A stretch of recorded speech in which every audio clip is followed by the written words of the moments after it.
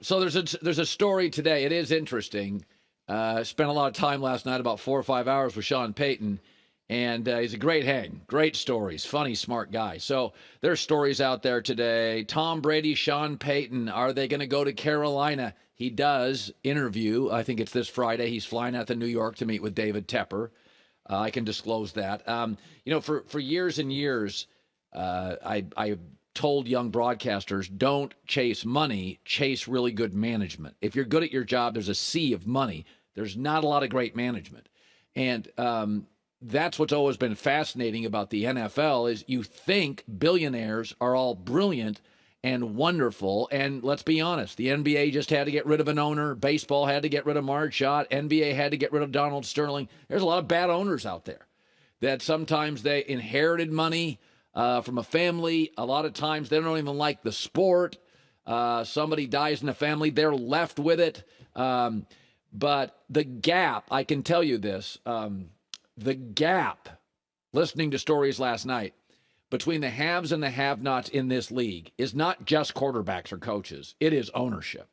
Even on Zoom calls, you can spot the dysfunction.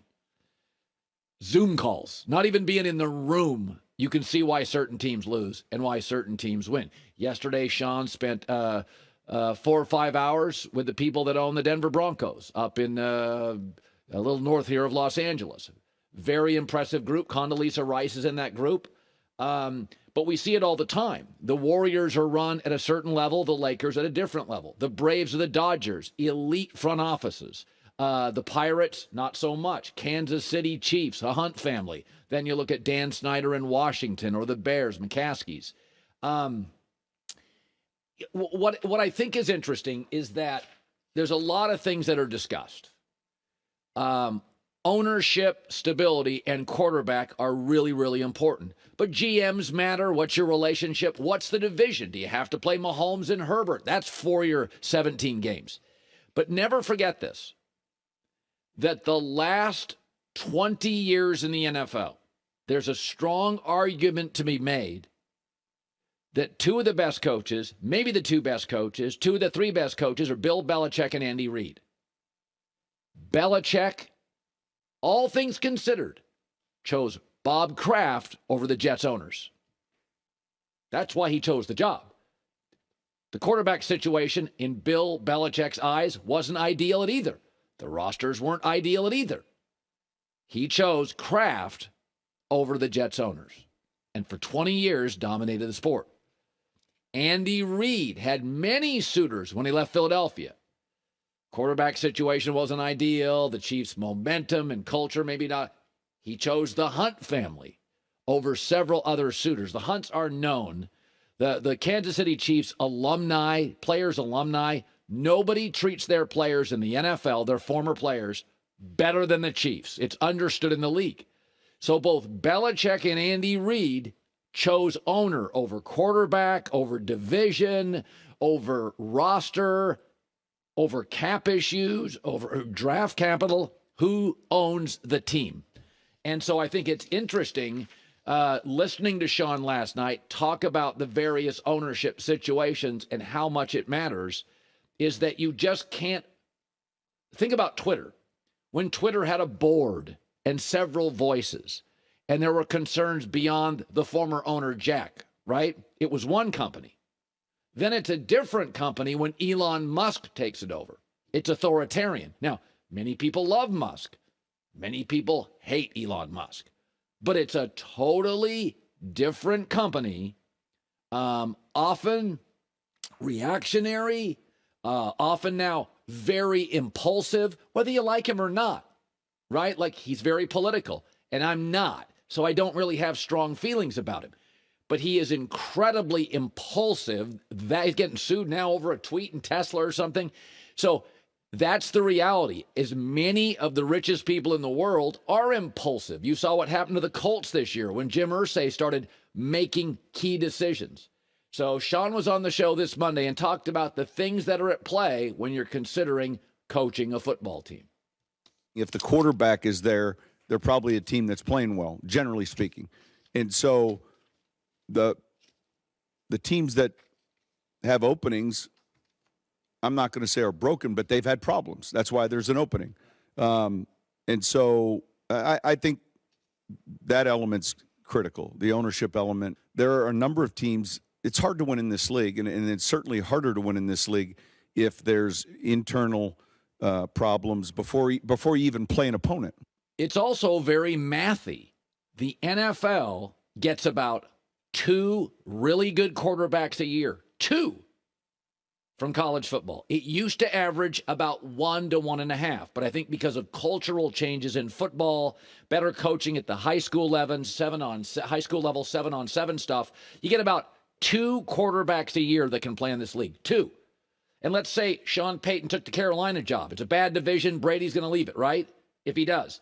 Well, you'd probably vie to win the league because they have a good defense. Sean would probably win that division first year in Carolina. Okay, now you're not going to get a Caleb Williams at USC or a Drake May at Carolina because you're going to draft around 20 once you make the playoffs. So the idea that, hey, we got the owner, we got this, we don't have the quarterback yet, it becomes a math issue. College only gives you about 2 a year. And the teams that get the dibs on them are often awful. Jacksonville pre-Trevor Lawrence. Chicago pre-Justin Fields. Houston now's got a shot. Right? So there's a lot of things at play. Ownership, though, is really, really crucial. All right, so Aaron Rodgers, this will be the 38th straight day I've talked about Aaron. Apparently, I don't know if there's some website or something that tracks my my Aaron Rodgers snark. So here's his latest quote. He said this yesterday on YouTube, Pat McAfee Show. He says, I had interviews. Green Bay isn't really pressing for any type of specific answer. I think you have a feeling which way you're leaning, like I said during the season. Both sides wanting to make it work together, move forward. There's more conversations to be had. I think no player wants to be part of a rebuild. Reloads are fun. If there's a rebuild going on, I don't want to be part of that. It's very, very fuzzy. Just remember this. I'm going to give you 4 teams that had quarterback indecision this year. So let's start with 3 that had some quarterback indecision in the offseason. Tampa, Brady retired and unretired. Very fuzzy for months. How did Tampa do? 8-9 and just shelled in the playoffs. The GOAT shelled in the playoffs. Arizona. Remember Arizona, the offseason? We didn't know if Kyler Murray was coming back, contract. All sorts of indecision. Fuzzy. 4-13. And Green Bay. Aaron, ayahuasca. Not going to be there with the young receivers. 8-9. Oh, I'll get around to it. I don't have an answer yet. I think it's kind of time. Tom Brady knew a year before he left New England. He knew he was leaving. For the record, what has been the NFL team in the last 5 to 6 weeks that had indecision at quarterback? Baltimore. And they lost 4 of 5 games. Is he playing? Is he not? Is he talking? What's he doing? What's his contract? The idea that this is just no big deal, I'll take my time. Tampa, Arizona, Green Bay, and in-season Baltimore. The 4 teams. I believe that Aaron gains some level of power keeping everybody guessing. He couldn't do this if they had an owner. But this is Aaron's way to be a topic, to be discussed. Because he's not getting discussed for playing. He's done. Brock Purdy now is being discussed. Jalen Hurts is being discussed. Mahomes, Allen. This is Aaron's way to be discussed and to have power, is keep the Packers guessing. He likes it. Favre did this too. It was ego. Favre loved to keep Green Bay guessing. Meant a lot for Favre. You don't do this with an owner. You do it when you don't have one. You have a board. And so you can wait all you want, be fuzzy all you want, say I kind of know where I'm leaning. Tampa, Green Bay, Arizona, indecision at quarterback. Baltimore, in-season indecision. Lost 4 of 5. I think it matters. I think you got to be all in. Got to be all in now. Teams set their draft boards. Combine's coming up. Practice. Jordan Love. Get on the phone. Get off it. I think it matters. Day 38 of me criticizing Aaron Rodgers. Kind of into it now. You're NBA going to final. lean all the way into this, Colin. I know you are.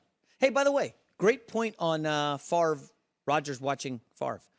You remember this commercial in, like, I don't know, it was the 90s? I learned it by watching you. The kid says it to his parents. This is Rodgers watching Favre. Yeah. I mean, at first, when Aaron got there, according to Jeff Pearlman's book called Gunslinger, like, Aaron never wanted anything to do with Favre. He loved tweaking Favre. He's sort of become Favre. The way he throws, the way he threatens retirement. And I do believe when you keep people guessing, when you're late to a party, when you're late to arrive, when you keep a boss at bay, it is at some form power. You have it. My bosses want to know, what do I want to do going forward? Yeah, I'm not there yet. Yeah. It's power. That's why I try to tell bosses clearly early what I'm doing. Otherwise, they feel backed into a corner. But there is no owner, so there's nobody to back into the corner, right? I don't know. I've said this before. I would move off him. I'd move him to Vegas. I'd move him to Tennessee. I'd get picks. Green Bay's got a good roster. I'd go with Jordan Love. I think the division next year, Minnesota pulls back. Chicago's still a mess. Detroit, to me, and Green Bay with Jordan Love would be the two offenses that are viable that I could win a division with. You know, I'm learning a lot from watching you here, how you handle management, Yes. media. I'm taking notes. Could you repeat what you just said about keeping people waiting? Don't back people into a corner. Hi, everybody. Thanks for watching. Subscribe here to get the latest from the show. Also, be sure to check out more of the best clips from The Herd or go watch a few segments from other shows on FS1.